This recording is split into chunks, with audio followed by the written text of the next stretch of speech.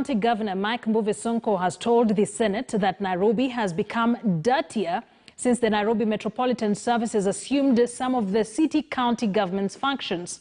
Sonko described the Nairobi Metropolitan Service as an illegal outfit that has, over the last few months, fashioned itself as a parallel county government and thus causing confusion in the execution of the deed of transfer of functions and delivery of services. Nairobi Governor Mike Sonko made the submissions in a virtual meeting with the Senate Committee on Health on the standoff between the county government and the Nairobi Metropolitan Services, NMS. On 18th March 2020, President Uhuru Kenyatta created the Nairobi Metropolitan Services and appointed Major General Mohammed Abdallah Badi as Director-General following gazettement of the deed of transfer of functions. Ever since, Governor Sonko has been at loggerheads with the General. In his submissions, Sonko claimed the city is choking in heaps of uncollected garbage.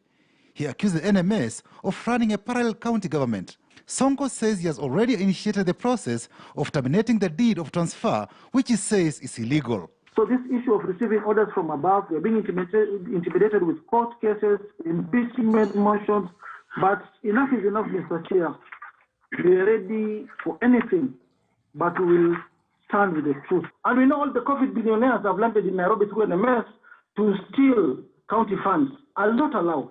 That one will never happen, Mr. Chair.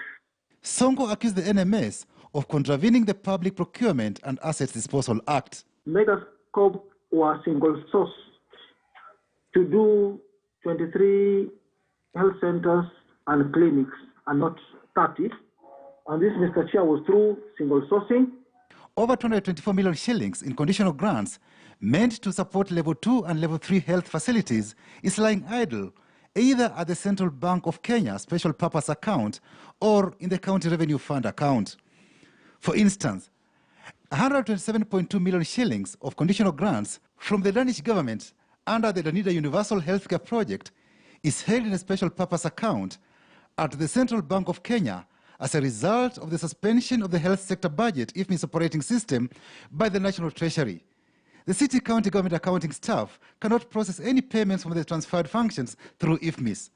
Sonko told Senate that in a letter dated 15 October 2020, the National Treasury Cabinet Secretary made it clear that there lacks a legal framework to transfer Nairobi city-county government funds to the Nairobi Metropolitan Service, currently domiciled in the Executive Office of the President. Sonko says this has paralyzed operations in the health sector and all other sectors of the county government. If the serious national government is scared of giving them money, there's no way you can expect Treasury to deduct money. Yet he is barred by Article 219, of the Constitution. It's very clear. A county share of revenue raised by the national government shall be transferred to the county without undue delay and without deductions, except when the transfer has been stopped under Article 225. Another 17.5 million shillings from Danida in conditional grants received by the county government on 30th April 2020 to support Level 2 and Level 3 hospitals in the county remains unutilized in the County Revenue Fund account due to IFMIS budget payment processing. Another 79.4 million shillings in conditional grant from the Ministry of Health, being compensation for use fee foregone, is still held in the County Revenue Fund account. Sonko told senators that the health sector had an outstanding bill to KEMSA of 375 million shillings that was incurred prior to the transfer of the health function to the Nairobi Metropolitan Services. The bill stands unpaid to date due to lack of budget and finances to clear it. The health sector had other pending bills amounting to 1,073 million shillings. This included 802 million shillings in recurrent expenditure and 270 million shillings in development expenditure. One problem you're having, Mr. Chair, these NMS people, the officers, are only interested with paying pending bills, Mr. Chair. And we should ask ourselves this question, Mr. Chair. Why should they be interested to clear pending bills which they did not incur, Mr. Chair?